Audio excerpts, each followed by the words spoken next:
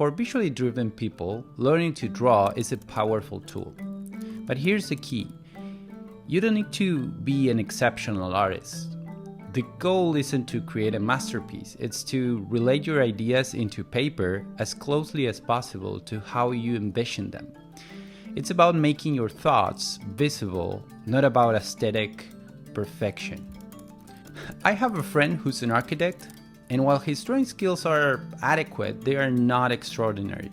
His perspectives and strokes might not be the most precise, but he excels at one crucial thing: communicating ideas through simple drawings and diagrams, right? His sketches might lack technical accuracy, but they effectively convey complex concepts in a clear and a straightforward manner, right?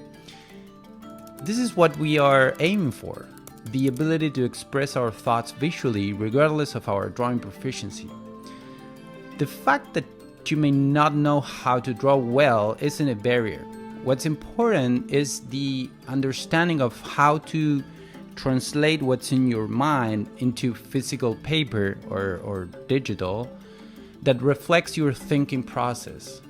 This is a key aspect of communicating our visual minds. It doesn't matter if your drawings are fancy or aesthetically pleasing or perfectly accurate.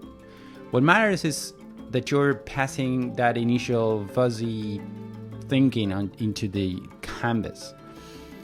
By doing so, you're making abstract ideas tangible, which can actually enhance understanding for both yourself and others.